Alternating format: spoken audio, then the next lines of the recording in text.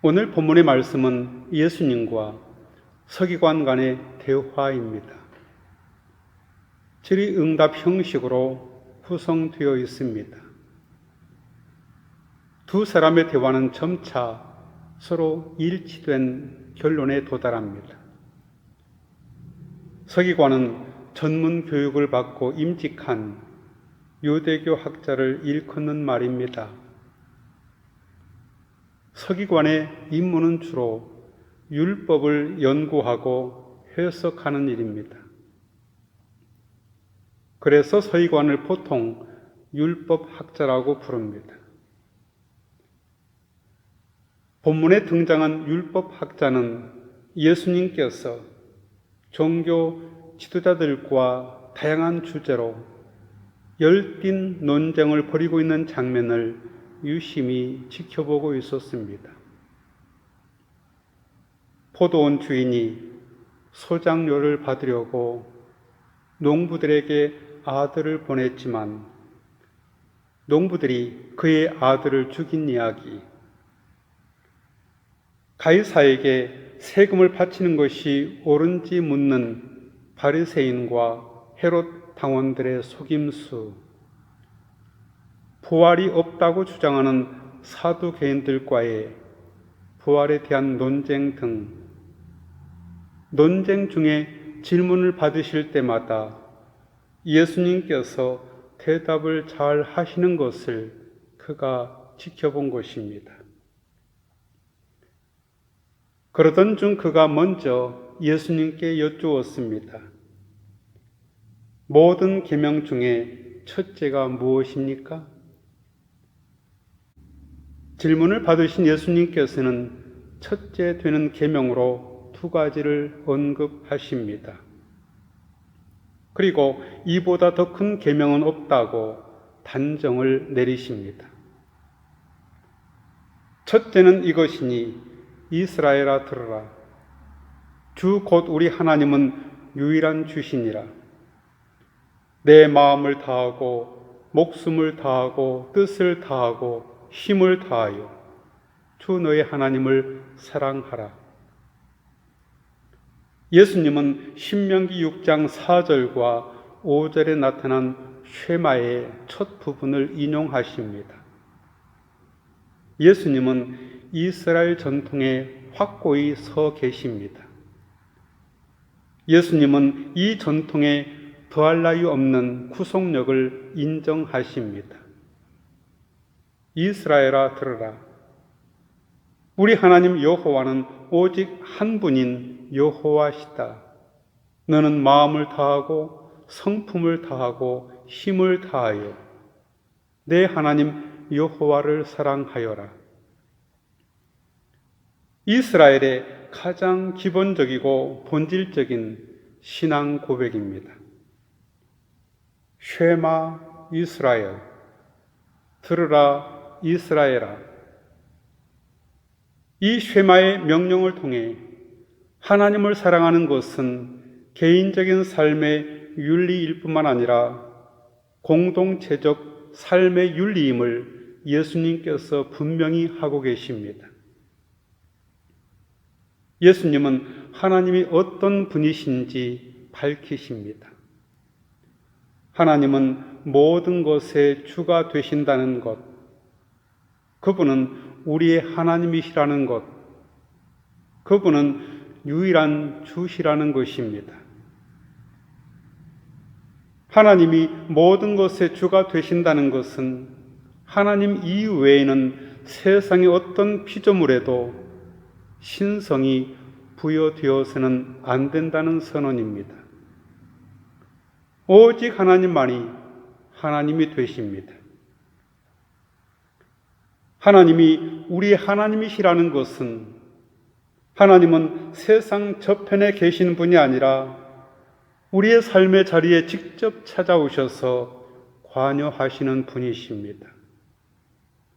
그리고 하나님이 유일한 주시라는 것은 하나님만이 세상에 오직 한 분밖에 없는 창조주 하나님이심을 선포하십니다.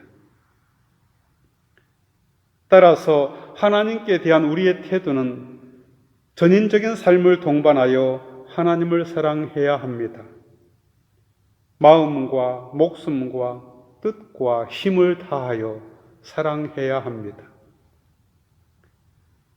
마음을 다하고는 인간 내면의 가장 깊은 감성과 이성으로부터라는 뜻입니다. 목숨을 다하고는 삶 전체의 실존을 내걸고입니다. 뜻을 다하고는 마음 먹고입니다. 힘을 다하여는 인간의 모든 능력을 동반한 하나님 사랑입니다. 곧 인간의 하나님에 대한 사랑은 하나님으로부터 부름받고 택함을 입은 사람들의 온전한 삶의 내용이어야 합니다. 모든 계명 중에 첫째 되는 계명이 무엇이냐고 묻는 율법학자의 질문에 예수님은 유일하신 하나님을 전인적인 삶으로 사랑하는 것이라고 대답하십니다. 이어서 둘째는 이것이니 내 이웃 사랑하기를 내 자신과 같이 사랑하라고 말씀하십니다. 이는 구약성서 레위기 19장 직접적인 내용입니다. 그러면 여기서 구체적으로 이웃이란 누구일까요?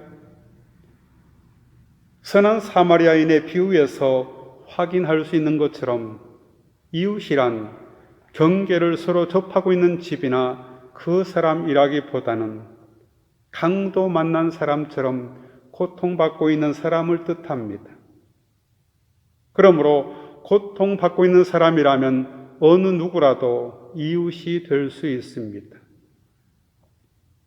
마태복음 25장에 예수님의 최후 심판의 말씀에서 언급하신 대로 배고픈 사람, 목마른 사람, 나그네 된 사람, 헐벗은 사람, 병든 사람, 갇힌 사람입니다.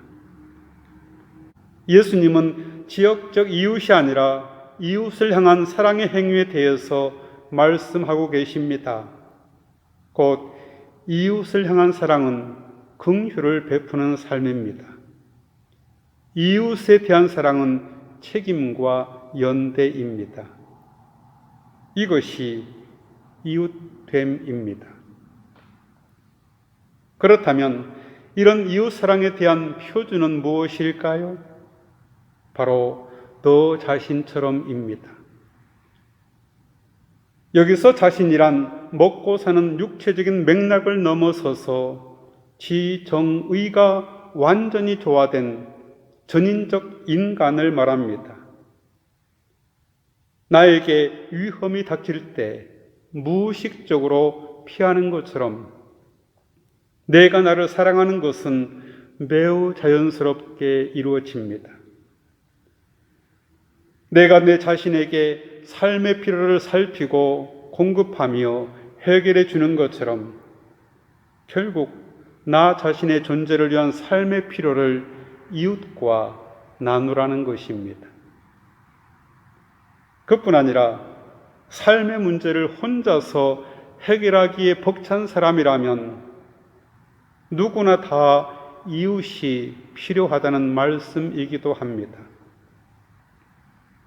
이웃과의 새로운 관계 설정입니다. 산상수훈의 황금률로 일컬어지는 남에게 대접을 받고자 하는 대로 너희도 남을 대접하라는 말씀과 깊은 관련이 있습니다. 이어서 예수님은 이 두 가지 계명보다 더 큰 계명이 없다고 선언하십니다.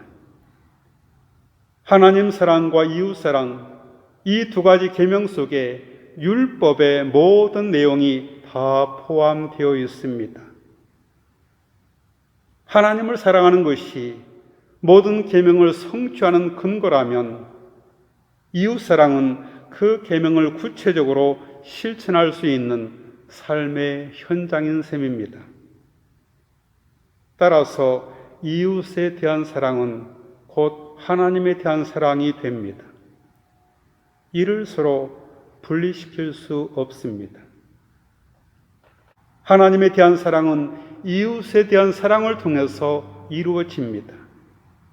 마음을 다하고 목숨을 다하고 뜻을 다하고 힘을 다하여 하나님을 사랑할 때 비로소 이웃 사랑이 가능해집니다.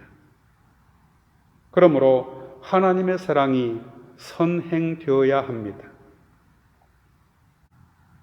예수님을 믿고 따르는 그리스도인은 성경에서 이웃 사랑과 하나님 사랑을 필연적으로 연결시키고 있음에 주목해야 합니다. 요한일서 4장 8절과 16절은 사랑할 줄 아는 사람만이 하나님을 알 수 있고 사랑하는 이들 속에만 하나님이 거주하고 계시며 소외되고 어려운 이웃을 보살피고 사랑하는 것이 비로소 하나님을 사랑하는 것이라고 강조하고 있습니다. 예수님의 이러한 답변에 대한 서기관의 반응은 매우 명쾌합니다. 맞장구를 칩니다. 그의 영혼에 불꽃이 인 것입니다. 선생님, 옳은 말씀입니다. 하나님은 한 분이시요 그 밖에 다른 이는 없다고 하신 말씀은 옳습니다. 또 마음을 다하고 지혜를 다하고 힘을 다하여 하나님을 사랑하는 것과 이웃을 자기 몸같이 사랑하는 것이 모든 번제와 희생제보다 더 낫습니다. 예수님께서 그가 지혜롭게 대답하는 것을 보시고 그에게 말씀하셨습니다. 너는 하나님의 나라에서 멀리 있지 않다. 칭찬의 말씀입니다. 누구든지 하나님 사랑과 이웃 사랑을 이해하고 긍정하는 사람이라면 하나님 나라에서 멀지 않습니다. 하나님의 나라는 지금 여기 예수님 안에서 이루어지고 있기 때문입니다. 이러한 권위 있는 예수님 말씀에 대해 누구도 감히 예수님에게 다시 질문하는 사람이 없었습니다. 결론입니다. 요한일서 4장 20절과 21절입니다. 보이는 자기 형제 자매를 사랑하지 않는 사람이 보이지 않는 하나님을 사랑할 수 없습니다. 하나님을 사랑하는 사람은 자기 형제 자매도 사랑해야 합니다. 이 말씀은 하나님을 사랑한다는 것은 교리를 고백하거나 종교 예식에 참여함으로써가 아니라 이웃을 사랑하는 행위로서만 증명해 보일 수 있다는 말씀입니다. 오늘 우리의 신앙생활은 어떠한지요? 첫째 되는 계명의 본질은 상실한 채 겉모양만의 신앙생활로 만족하고 있는 것은 아닌지요? 같이 기도하겠습니다. 주님은 유일하신 우리의 하나님이십니다. 우리의 마음과 목숨과 뜻과 힘을 다하여 주님만을 사랑하고 경배하게 하옵소서. 그뿐 아니라 주님 말씀대로 내 이웃을 내 자신처럼 사랑하게 하옵소서. 그렇게 함으로써 하나님의 사랑이 실제로 이루어지게 하옵소서. 예수님의 이름으로 기도하옵나이다. 아멘.